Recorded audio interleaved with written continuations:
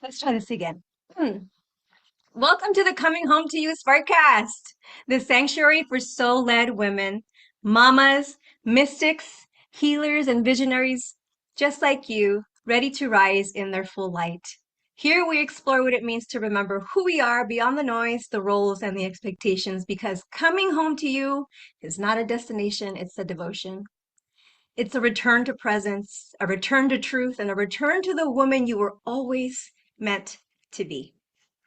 Every episode here is medicine, joy, healing, and truth that will change how you see yourself forever.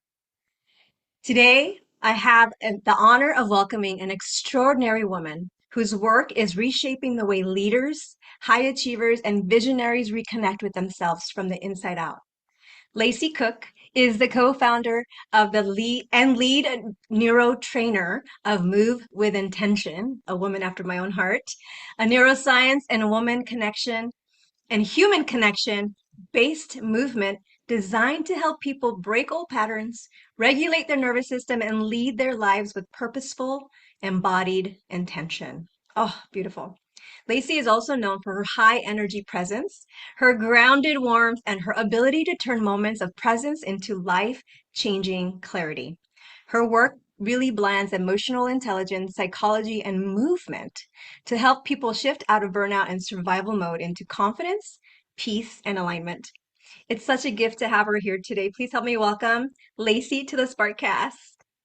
Hello. Thank you so much, Margarita. That was beautiful. I'm super excited to be here, and I already feel the energy of this conversation, so I cannot wait to dive in. Thank you. Thank you.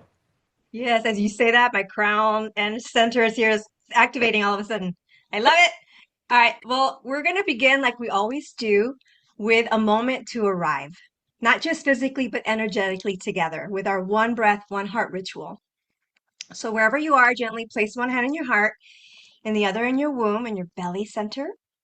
Inhale through the nose, hold it at the top for 2 counts.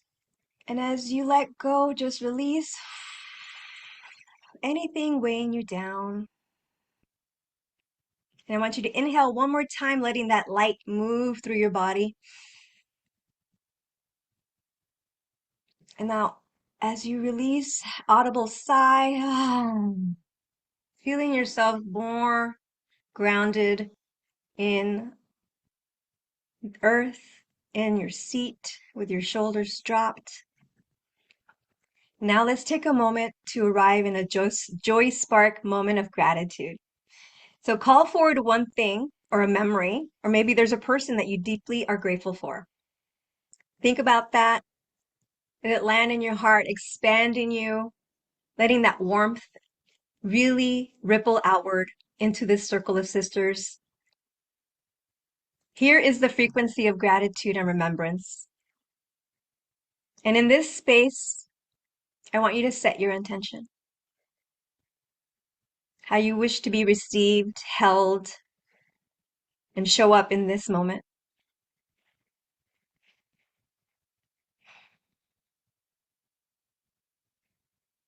And now, with one breath and one heart, we can begin. Mm, I just love your energy, Lacey. Beautiful. I love Yes. that. I'm excited. All right. So we're going to begin where we always start, the deep rooted beginning, when you choose your identity and the truth of who you are. And before Move with Intention, Lacey, before the method and the mission, there was a woman who had to reconnect with her own body, breath, and truth. Can you please take us back to that moment you realized that you weren't living with yourself, but running from yourself? And what awakened you to finally come home? Yeah, Ooh, that's that question gave me chills. it's such a good question. And I think it's really humbling to know that when we experience these things, we're not alone. We all experience this in some capacity. And when I think of how I experienced it, it was when I was in my younger 20s and just living my life in travel and exploration and taking adventures. I was really lucky that when I was a teenager, I got the chance to travel. And I'm sure you guys can remember, whoever's listening to this, your first time getting to travel somewhere. It is like stepping into a new realm. You're like in a totally different world. You see things you've never saw, you hear languages that you've never heard before. And I got the chance to go to Italy and France when I was just 17, and it shaped my entire life. I thought, wow, people speak other languages, and there's life outside of small little town Pennsylvania where I was from. And that's when I realized, okay, I'm going to go to college and I'm going to travel. And I did just that. And I'm so grateful to have all those experiences. But then, of course, during all the travels, taking so many trips on the weekends here and there, I was just traveling to avoid. And I realized that the adventure turned into avoidance. And I was saying yes to things and going places just to not be by myself and to not face myself in certain areas of my life.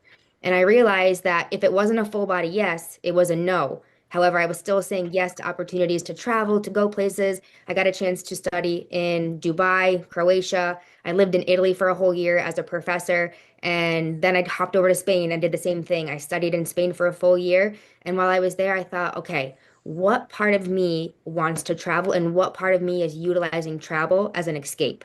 Because there's certain parts of me and certain things that I'm holding on to that I know are not serving me, that are the avoidance in this scenario. Because I love to travel and I always will love to travel. And I think when you get the travel bug, and you guys know what I mean if I say travel bug, like you just have it. You just have that curiosity and that fascination to go explore new places, new cultures, new language. Of course, the food. You can't forget about the food.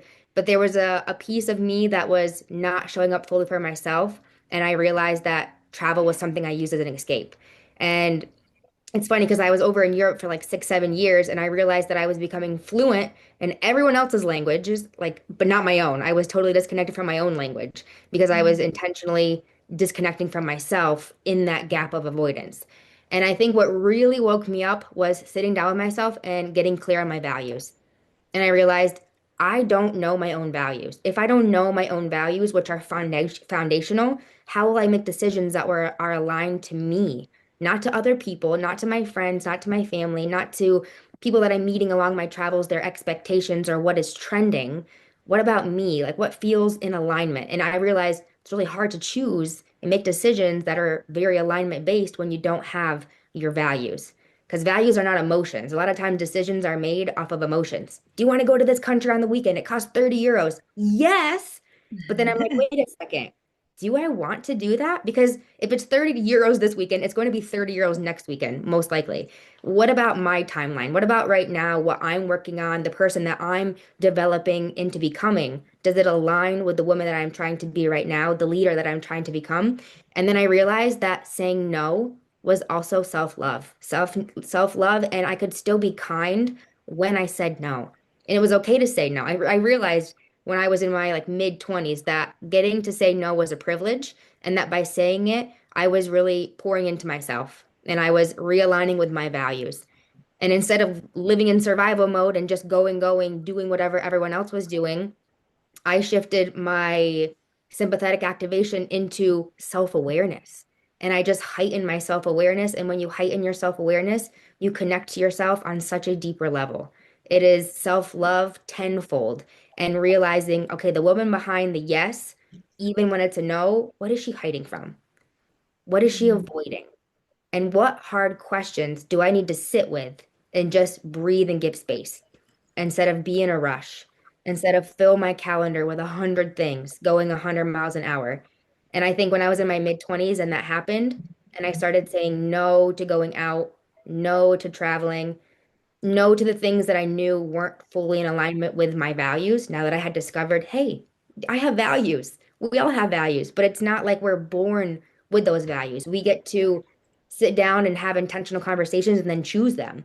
And when I realized that and I did that, everything shifted for me and I felt that total reconnection to myself and living the life that I wanted to live, not what others had proposed spontaneously for the weekend.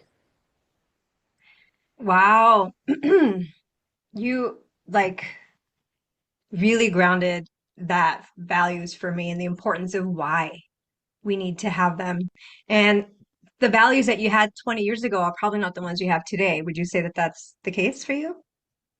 I would say some of them are still really at the top of the list. Like the first Okay. one was integrity, and integrity is still top of my list. So like saying yes when it's a no always felt so terrible. Like you just feel it. You feel it in your body. Things get tight. I get the tension in my traps, and I also get this little wiggle in my eyebrow that tells me no, or at least not now, not yet. And I would Not just, now. yes and yes. And then I realized, hold on, this is like a little cue.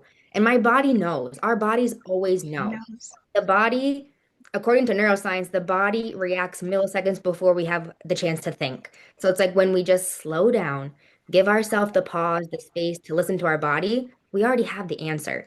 And so getting really clear on those values helped me. But a lot of mine, they've shifted around business and my professional career because that's shifted over the last couple of years. But I would say 5 years ago, they're still the same as what I have right now, which has helped The so core much. ones. Yeah. Yeah. Yeah, I think what hit me hard is you were traveling to escape, and you were doing things to escape. Um, I can relate to that so much. There's so many things that I call busyness. Yeah. That is that, and I love how you presence the importance of when you got clear on your values, everything shifted for you because and I call that the dirty yes, by the way. When you really mean no, but you say yes, I call it the dirty yes. It's like, stop the dirty yeses. No. Um, and I think when we are the dirty yes, we are not aligned with our values and our actual intention. And so I think that we start to veer off our true path. And so like the synchronicities and the magic and all that stuff is here, but when you are not sure about who you are and what you want to do, and I think when you started grounding yourself in your values, you started uncovering the truth of who you were and what you 100%. want and what you liked and what lit you up. And oftentimes we are the people pleasers and wants to look good and want to be a yes for everybody. And we realize eventually we start to lose our identity of what it is that we even want. And so it takes a little while to unpack to remember. Yeah. And so that's usually like when you start to actually be a yes for you and your truth and your values, you start to have this moment where you now have a rising spark where you get to reframe Mhm. all those limiting beliefs or the beliefs that you had before, or now you're listening to your body and you guide others out of burnout and emotional autopilot. But every mentor has lived their own version of it. So what was the belief pattern or the I'm not enough story you had to interrupt to stop performing your life and start living it from a place of worthiness and intention? And so the story kind of just continues because it was during the same period of time where I was saying no and starting to say yes more to me that I realized, and I'm sure a lot of people can resonate with this, like you said, the busyness, like our calendars are full. We have no space for anything, especially not ourselves. And I was just being bogged down. There was so much going on, and it was like being inside of a house with all the lights on, but I wasn't even home. And I remember being like, this is total disconnection, total disconnection. And the thought pattern that I had to interrupt with the no was that I had to do everything and I had to do everything really well. Like I grew up thinking that I needed to be this well-rounded woman that could not only do one thing, but she could do everything and she could do it really, really, really good, if not perfect. And as soon as I ditched that way of thinking, started saying no to the things that weren't in alignment with my values and saying yes to me, it was like I came back home and I was in my house full of the lights. And then I started, slowly turning off those lights in the house. Like, this one doesn't need to be on. This one doesn't need to be on either. Like, which ones are necessary? Which ones are the ones that are actually lighting me up? Not others, not what other people's agendas are, but what about me? And I really think I had to face the hard truth of you either have one foot in or one foot out, Lacey. Like, which is it? And one of my coaches would say, you're either pregnant or you're not. You can't be halfway pregnant. And he's like, a lot of people live their lives trying to be half pregnant with one foot in and one foot out. And I was like, well, I don't want to show up like that. That is not the kind of leader that I'm here to be. That is not the kind of woman that I want to be in general. And so I decided, okay, we're going to get rid of all the things and start saying no to the things that are not in total alignment with us. We're going to get rid of that pattern. And by interrupting it, we totally reframed it. We get to do whatever lights us up in the best capacity that we can while we're open to expansion because we can always be learning and growing. And I am a student for life. I will say it all the time. I'm a student for life. I'm never going to claim to know everything. I think that when you know everything, then you've lost the game because then you have no room for expansion. And there's always room to grow and to evolve. And so being on this path has just humbled me and taught me so much. You know, you think you know so much about all these things that you dabble in, and then you stop dabbling in the things that aren't in alignment with you, and you're like, oh my, I don't know shit. I got to kind of start over from zero. And it was really humbling. And I thought, okay, I'm going to start over from zero and it's going to be messy and it's going to be uncomfortable. And I loved every minute of it because it felt authentic to me. It felt true. It felt true to me. And that was when I really started feeling those full body yeses. I started going by the full body yes. Because if I was asked to do something, I would kind of run it through my system. I'd be like, okay, how's my body feel in this situation? Can I visualize myself doing it? Is it helping me learn? Is it helping me grow? Is it creating an impact? Am I helping other people? And then I would kind of filter. I would use my filter to then dictate, okay, this is a yes, this is a no, or maybe this is just a not yet, because things can be not yets that can change over time. But I think that that whole reframe that I did of having to do everything and do everything perfect, if not really, really great, totally increased my dopamine and gave me back my motivation to start doing things that I actually loved. And my whole system was just in alignment again. It was like my values were in alignment, the yeses I was giving were in alignment, and we call that neurocoherence. So then you just start to kind of flow. Things just start to kind of go in waves. Started attracting new friends, new opportunities. And I got asked to tour around Spain as a presenter for Zumba and present Zumba classes in front of like thousands and thousands of women for the breast cancer runs and walks. And that was just joy because I feel like I had been asking for that. Like, I just want to celebrate women and how powerful they are. And I kept showing up for classes. Even when no one came to my classes, I would show up. And it was just that repetition of, I'm going to focus on this one thing and I'm going to be really good at it. And I'm going to obsess over it because this is my passion. This is what lights me up. And I just kept doing that, doing that, doing that, probably for a full year, year and a half. And then that's when I was asked to present and I got to tour around Spain. I did that for like 2 years with one of my great friends, Mariana. And I was like, this is what I was craving. I was craving this feeling of giving back, of impact, of moving people in a way that feels like celebration. And I would have never gotten to that point if I stayed in the pattern of saying yes to things that were not me. And now what I heard too is in the pattern of perfectionism, of having to get it right, forcing something that was not meant for you. Yeah. And I loved how you gave permission to start over again. And I think for me, when I was thinking of, oh my God, I gotta start over again, it feels so daunting, But when you lived your whole life with a false identity, being someone else other than you, yes, you get to start over. And yes, it gets to be messy. The messier, the better. I think the Yes. messier, the more resilient you become, and the more um, refinement you get with Yeah. your path and your purpose. And I think that's so beautiful how synchronicities and opportunities opened up for you when you started becoming a yes to starting over again. Yeah. And so this is a permission for anybody out there listening. Like if you've been on the fence of trying something new and it sounds scary and it feels daunting, go for it. You're not alone. There are people here who are going to support you and you're not going to die at the end of it. So just trust that. Yeah. Yeah, I think that's the beautiful part of being in transition. And we've been in so many transitions from like different countries, different careers, just a whole bunch of different shifts in life. And that transition can be so messy. Like the starting over can be so messy. And I say, start before you're ready and let the mess begin. Like that's where the fun, and it's not always fun, but that's where like the fun happens because you really get to know yourself. You find out like where your strengths are, where your weaknesses are, what's going to break you down so that in the end it can push you to a breakthrough. And I think that without the mess, you don't get to have the celebration at the end. It's like the cake. You have to make the cake first, put all the ingredients inside of it, put it in the oven, and then you can sit down and eat it. But you can't just sit down and eat a box of cake mix. You have to do the work and make the cake first. And I think And clean that's the mess that you yeah, make on the way. It's always messy, especially if my daughter is the one cooking. exactly. Oh no, same, same.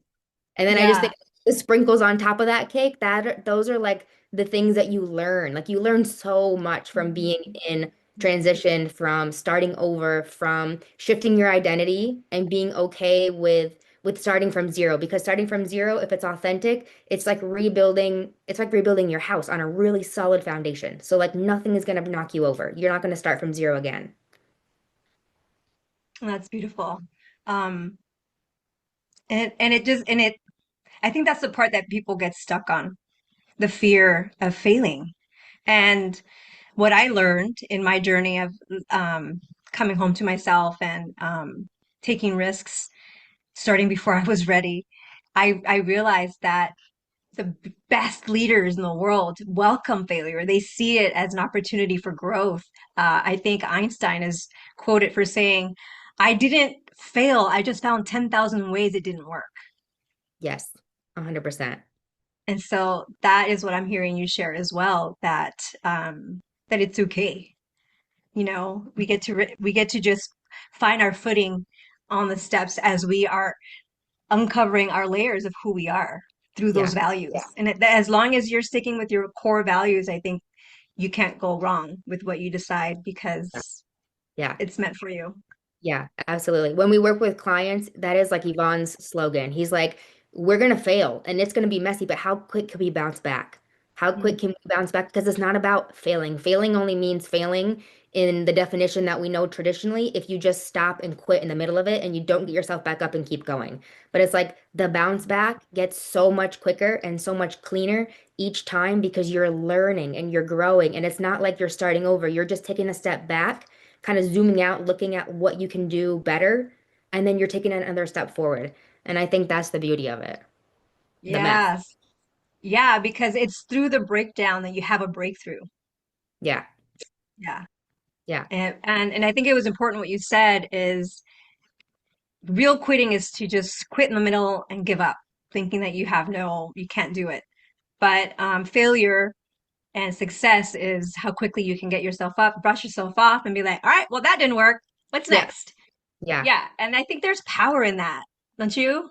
Oh yes. Yeah, because you can't have Freedom. success if you're not willing to have failure as well. It's like light and darkness. Like they go hand in hand. We see the light because there is the darkness. You're gonna have success, you're gonna have failure. They're both gonna come. It's like a package deal. But what do you do when one of them comes up, especially the failure part? What is your reaction? And that right there is emotional intelligence. That's something Hmm. that we practice in workshops, but then when it comes up in real life, you're like, whoa, all right, here's the moment where I get to practice what I preach and put it into my actual real life situation.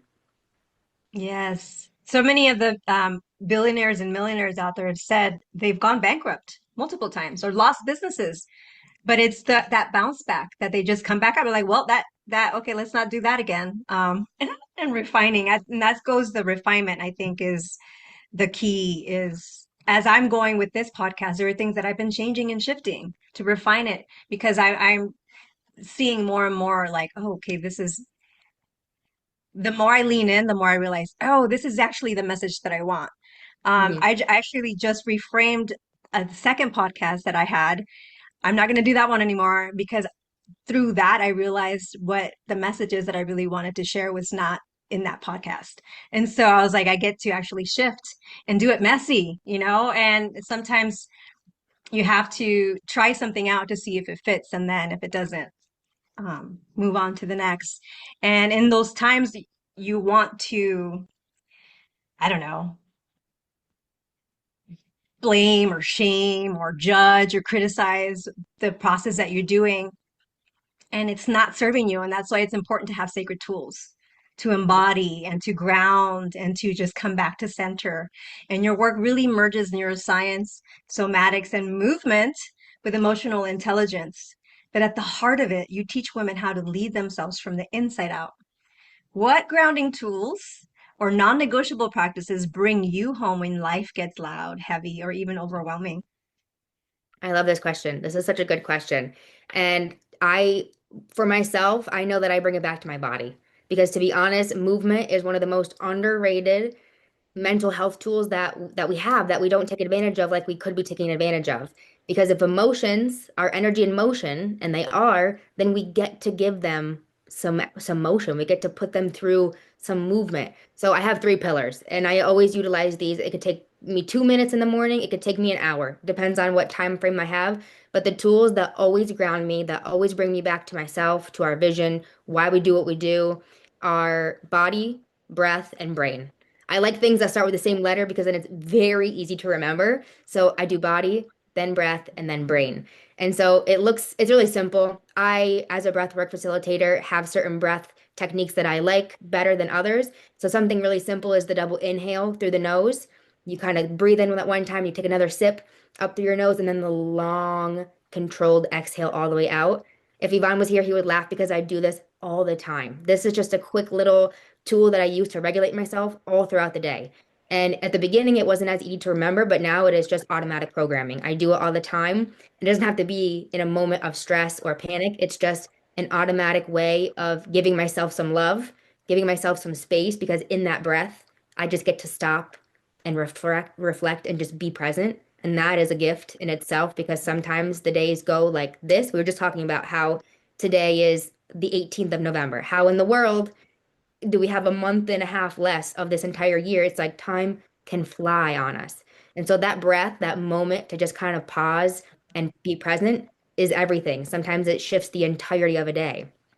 Another thing is the body, getting into the body. And I think sometimes it's so easy to be here in the head, to be in our brains and have the mind be so busy, so loud that when you actually just stop, and I really do say stop to my pattern interrupt, okay, stop, and then I drop into my body, it's so much easier to then shift my mind because I'm in my body. And movement automatically is going to shift your neuroplasticity. It's going to have your brain firing new thoughts.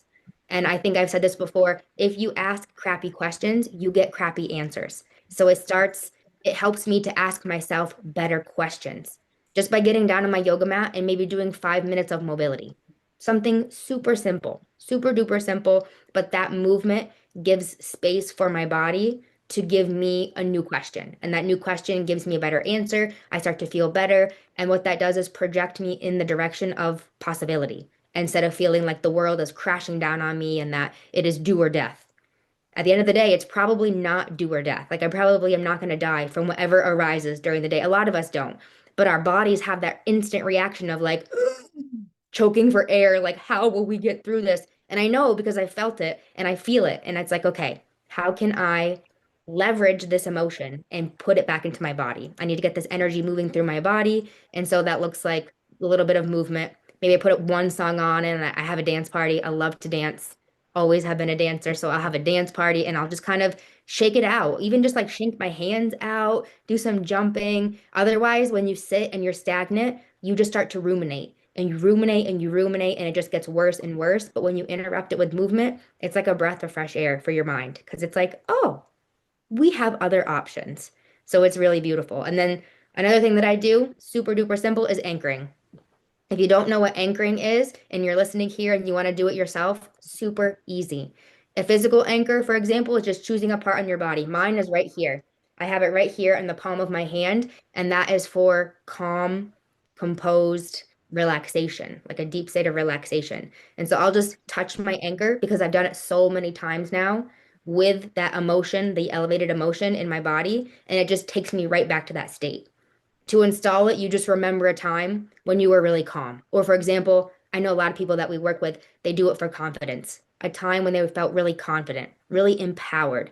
And they remember that time specifically, and then they maybe pinch their fingers together. So the more you do it, it's like a button. And the more you do it, okay, the color on the button starts to wear out because you pressed it so many times.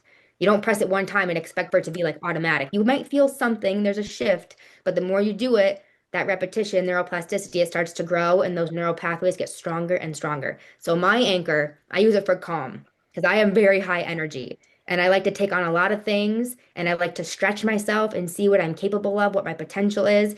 And so at times I'll be like, okay, Lacey, come back to the present. Let's just hit that calm anchor. And I use that calm anchor because it brings me back instantly to my vision. And Yvonne and I, we have a practice that we do every day. We put on a song. Well, I have a song because that's another anchor, is using something auditory to remind you of a memory or remind you of a visualization of the future. And that song, I put it on and I'm back in my vision. So I might be having a difficult day or a lot of challenges or obstacles come up. And if I'm not able to breathe my way out of it, use my anchor or move my body, then I'll put that song on because that song is an anchor that reminds me why we do what we do, how we're trying to impact the world. And then I just feel so much better because it brings me back to clarity. It's like the logic that went offline comes right back online, and I remember who I am. And I think when you remember who you are at your core, it's so much easier to take that next step. Not all the steps and not all at the same time, but just the next step to make the next best decision that's in alignment with you, your vision, and what you're working on. I love that. I think one of the things you said, elevated emotions. Oftentimes we want to suppress them, we want to put them down. Why do you think it's so important to move through the emotion and not around it? Well, it's super important to move through the emotion because emotion is energy in motion. And I know that sounds cute and it's like a quote that goes around and it's a catchy phrase, but if science were to define that, it would be a chemical reaction. These are chemical reactions that are happening in the body. And so if you want to create a new chemical cocktail or a mocktail rather, you have to do something different. You have to interrupt the pattern, you have to give it space to move.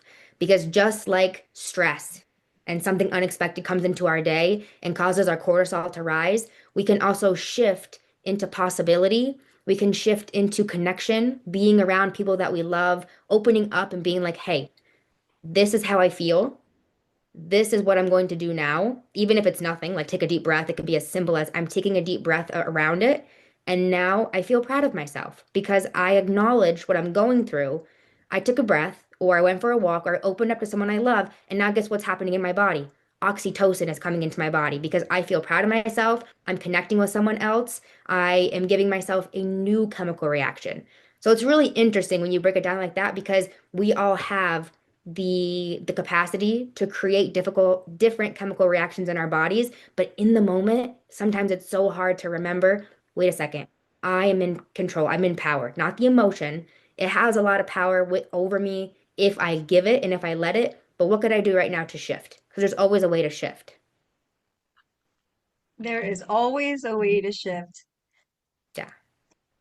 Um, and you use movement as medicine, which is why I am like, oh my gosh, you're a woman after my own heart. Like that is my quote, my mantra for everything that I do.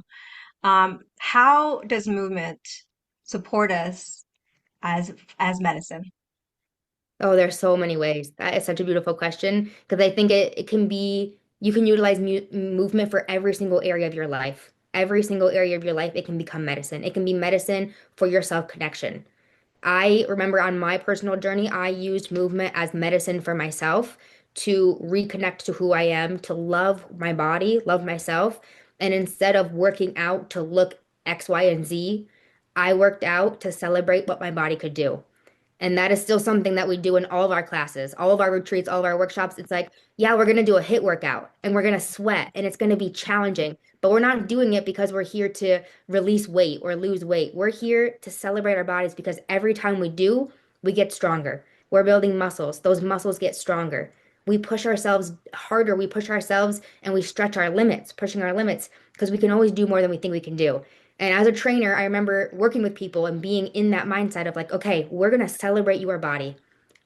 Like maybe 4 or 5 weeks ago, could you sit down and do this like half leg stretch and reach your toes? No. You can do it today? Well, then let's freaking celebrate. That's amazing. Progress is progress, even when it's slow progress. And then I realized as a trainer, your emotions are the same. Your mindset is the same. We get to use movement as the medicine to expand, to stretch, to become the person that we're trying to become because when you use movement, that is embodiment. You're putting something into motion. And embodiment is the bridge between knowing and becoming because you can know all the tools. You can have all the tools. I don't know how many times I've heard clients say, Lacey, I know the tools. I just don't apply them in the moment.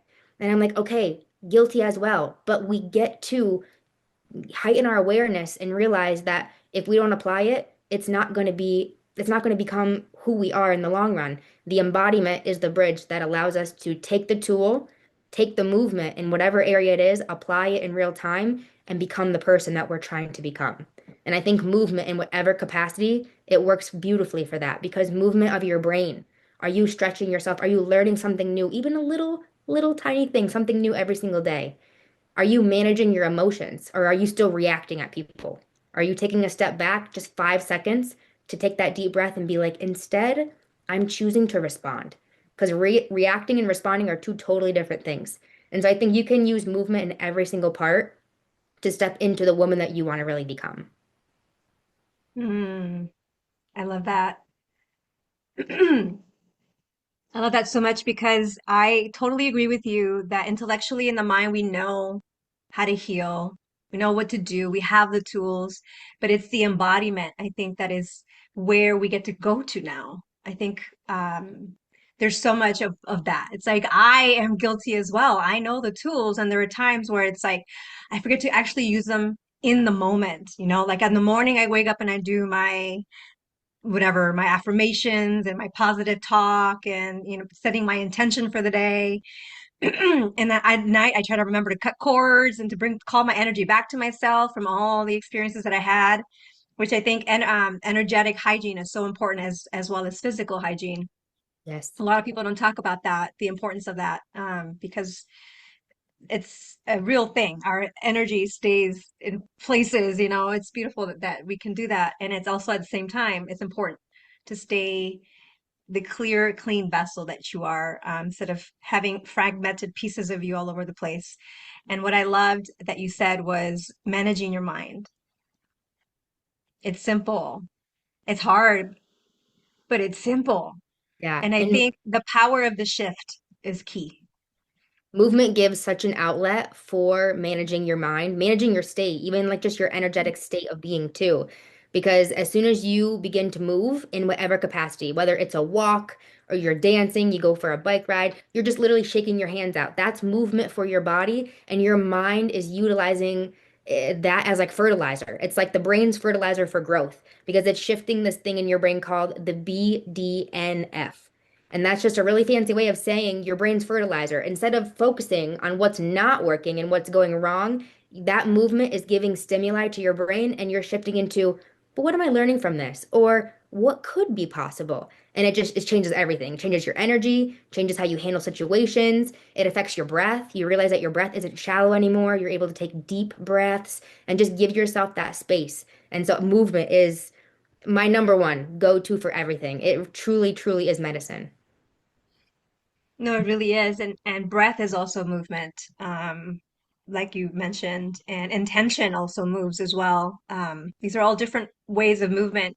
But my big go-to that I just love because I think I was dancing in the womb like you is music. Like music, it has healed and kept me, um, I don't know, brought me back to a safe space because when the world gets really heavy, the only thing that I really had to go to was the easiest access was music, and music moves me. And so there was that movement of releasing.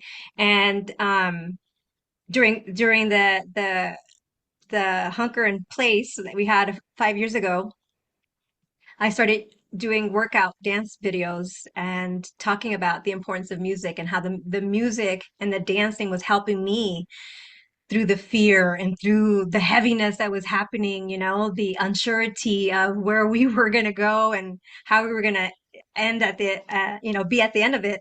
And and that's been my mission. So I just love that you actually created a whole entire business model around that. And it's so important to educate people on how simple movement and how profound and effective it is in Yeah. moving the energy, because it is energy in motion. I love that you said that. And I loved also that you said it again about asking yourself empowering questions versus the problems.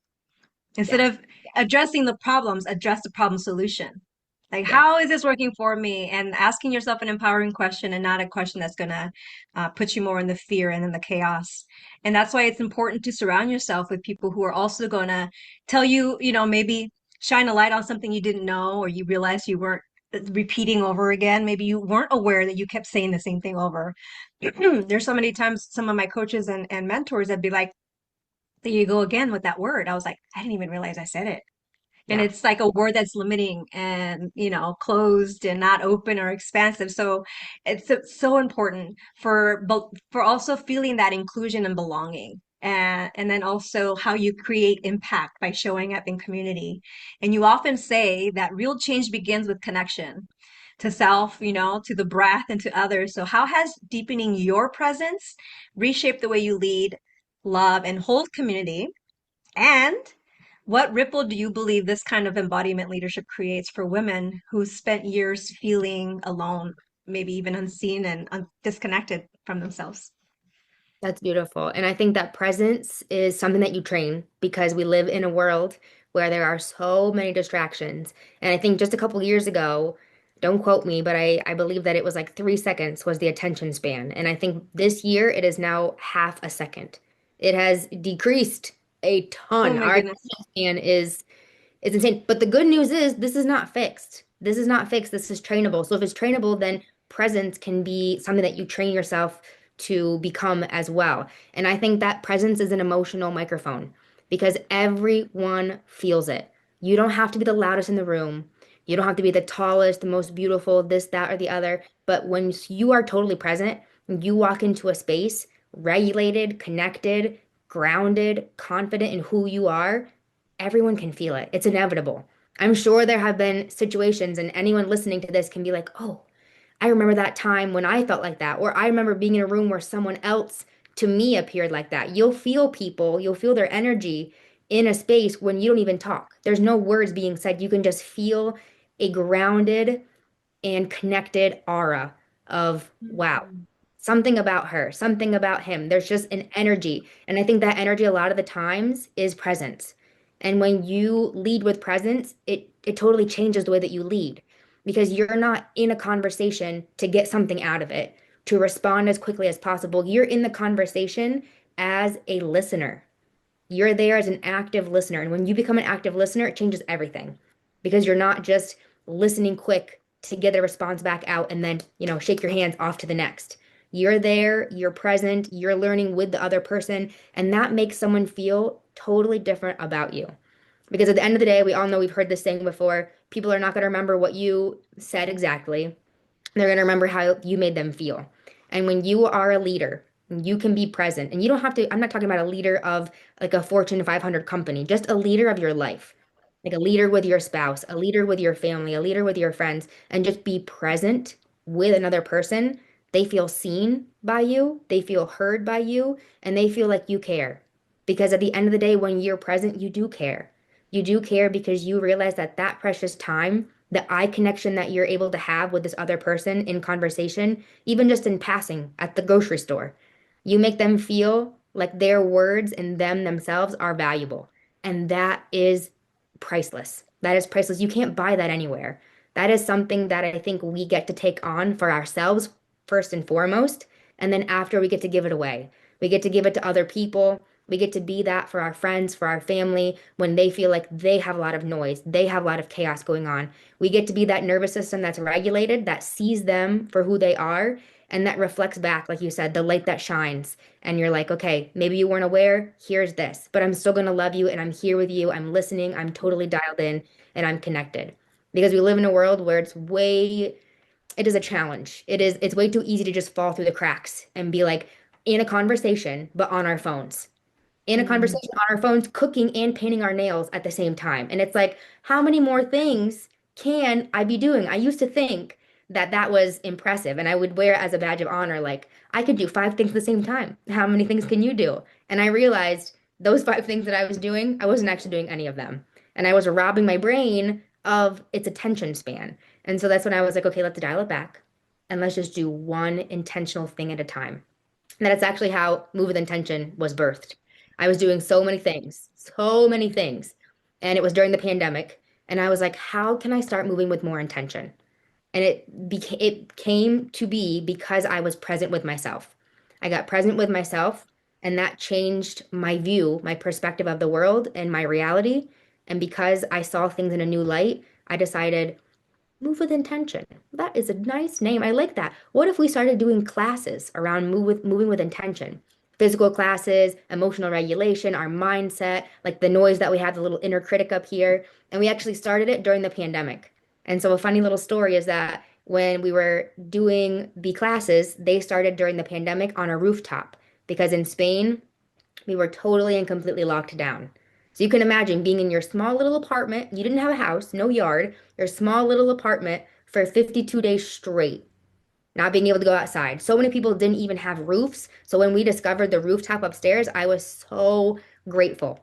And I would go up every single day with my boombox, with my JBL, and I would press play and I would dance and I would do workouts. And we would sing and we would do all these different things. And then slowly but surely the neighbors would come out. And we live streamed it on my phone. So every night we would come out for the country and we would clap. There was like a total applause for the country's healthcare workers.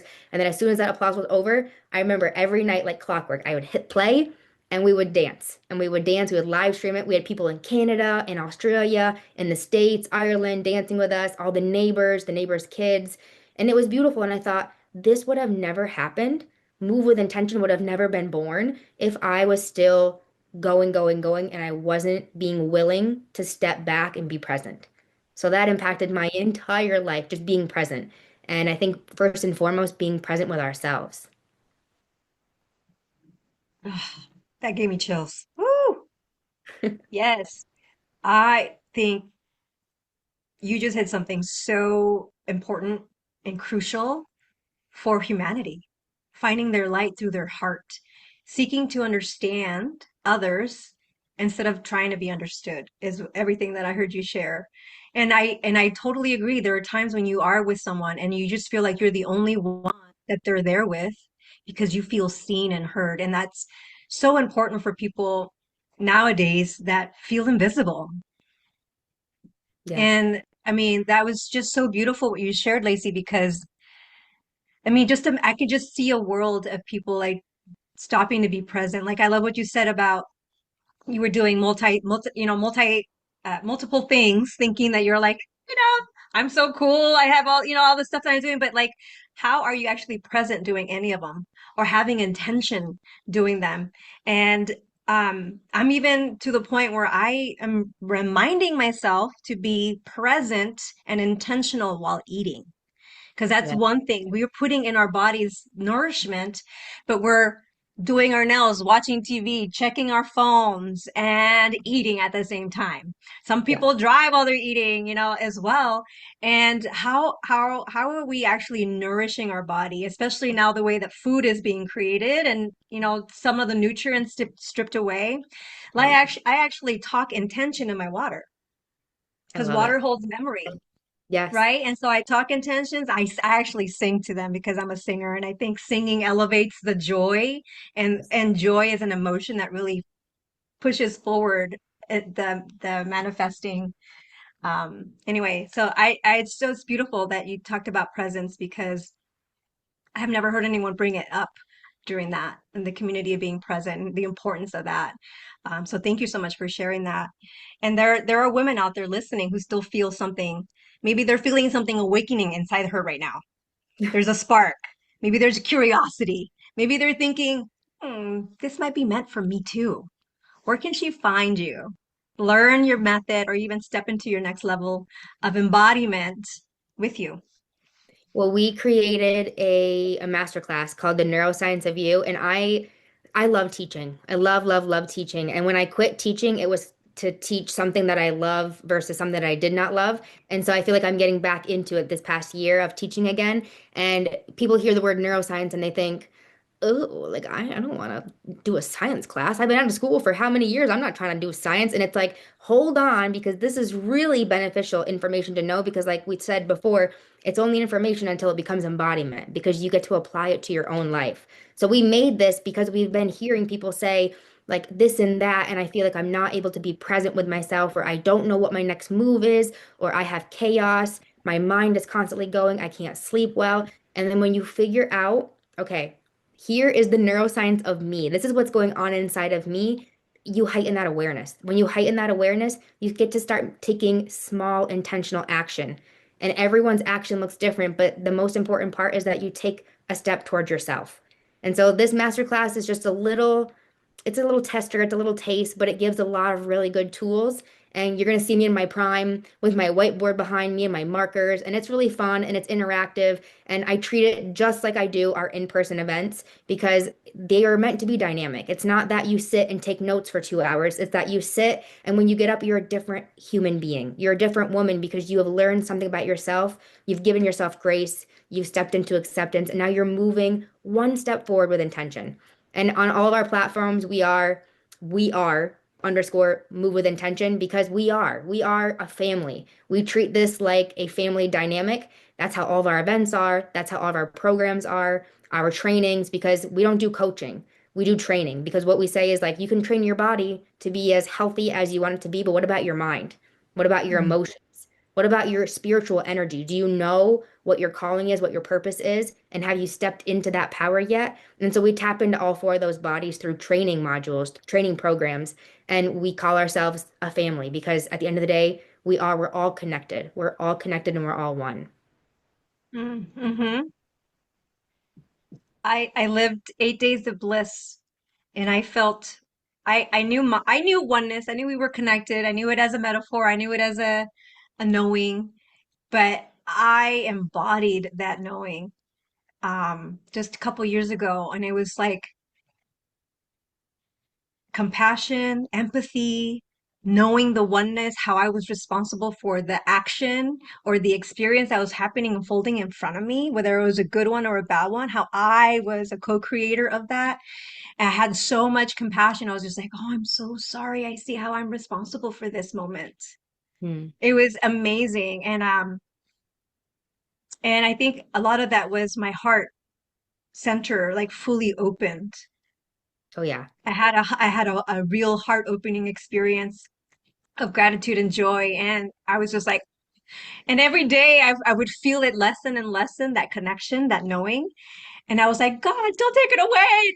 No. And I think and what it taught me was how being intentional every single day, doing the work every single day to get yourself back into the elevated state is so important to maintain that because we do fragment, we do have noise that happens. And so it's so important to every day have a ritual, right? Have something that you do that is going to bring you back to center, bring you back to the truth of who you are.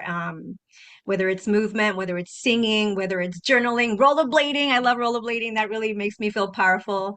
Um, Being in community, being of service, whatever that is going to elevate your joy state and open your heart. I really recommend everybody doing it. Oh yeah. Um, yeah. My And mom would so it's, go when I ahead. was growing up, my mom would always say that everyone deserves their 5 seconds of fame. And that always stayed with me. And I would often ponder, what does that mean? What does she mean by that? And I think like getting on a stage and having the bright lights. And I'm like, no, that's not what it is. It's about finding your thing, even if it's just like taking an intentional moment to put on your favorite song or deep breathe or go for a walk, just giving yourself the 5 seconds of fame to feel all of the feelings, all the elevated emotions that you want to embody whether you're able to live that experience yet or not. It's just like taking those 5 seconds for yourself. Because then when you do, it ripples. It ripples into your friends, into your family, into your communities. And then they see you giving them their 5 seconds of fame, their space, their permission. And it's just like, it's beautiful. The connection of it, it is beautiful. Hmm. That just warmed my heart. Um, I need a second for that one to really just kind of land in my heart here. It's really about the ripple effect. It really is about choosing you because choosing you helps you be in that space where others feel seen and heard and they have permission to choose themselves in that moment. And there are women out there still feeling alone. Maybe there's a woman who's exhausted still, feeling overwhelmed or doubting her worth even. She's been holding everyone else together while quietly falling apart. So, what would you whisper to her about slowing down, breathing again, and in remembering today, remembering that she is worthy of coming home to herself today, not someday? Yeah, I love that. And I imagine almost speaking to my younger self because that was the exact description of my younger self. And I would say to her, start before you're ready. Start before you're ready and just do one thing at a time. I know for me that it made all the difference. The overwhelm is already there. We have these tools not to make our toolbox heavier, but to make the load lighter and to be able to live with more intention, more freedom, more alignment. And I think when you just do one thing at a time, one breath at a time, one rep at a time, if you're working on your physical health or repatterning your brain, reprogramming your mind, one song at a time. That's what I do. On days when I just life is lifing and I'm like, okay, what are we gonna do? How are we gonna ground? I do one song at a time. I put on one song that brings me back to myself because I remind myself that this is temporary and this too shall pass. I'm going to get through whatever is coming up right now. And what is it teaching me? It's teaching me X, Y, and Z. I'm becoming more resilient. I'm becoming more aligned with who I am. Maybe I'm releasing friendships or I'm having to say goodbye or close a door. But that doesn't mean that there's not another door that's right around the corner, ready for me to just to open it. It's just waiting. Been knocking and it's waiting. And I think it's important to remember that as humans, we don't need to be fixed.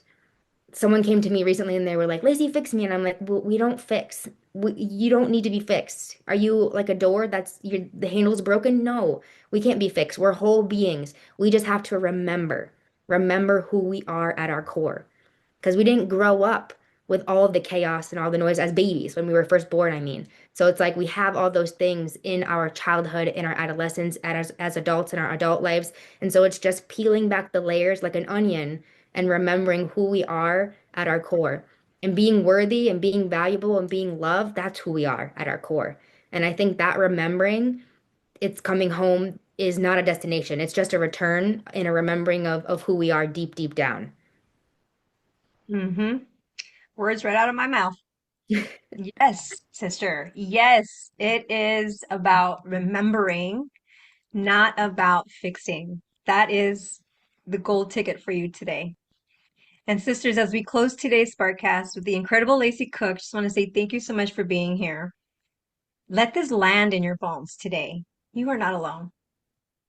You're not behind, Mm-mm. and you're not too late. You are right on the time for the version of you who is rising, who's ready to rise.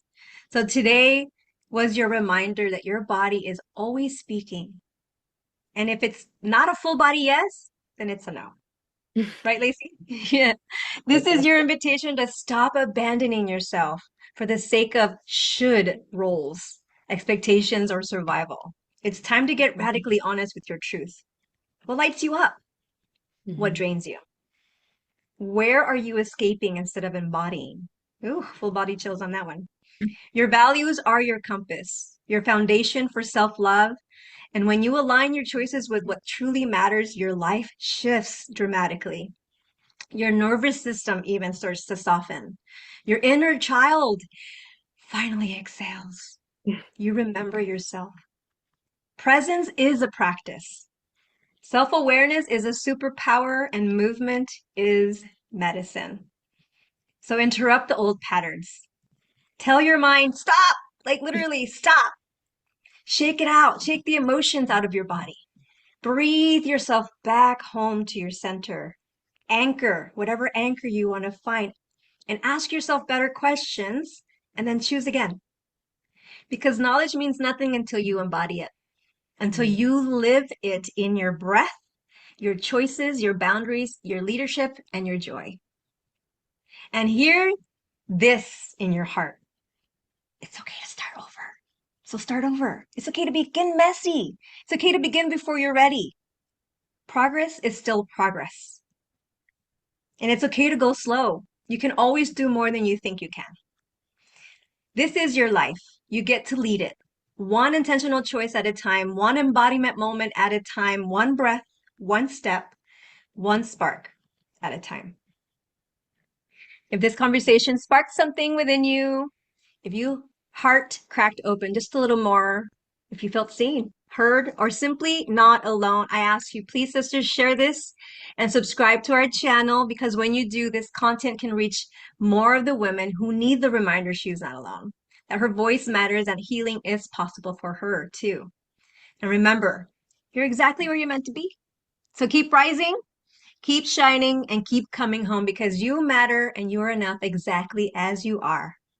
So until next time, sisters, We'll see you next week. I am Margarita Rose here at the Coming Home to You Sparkcast with the lovely Lacy Cook. We'll see you next week. Same time, same Spark channel. Thank you so much, Margarita.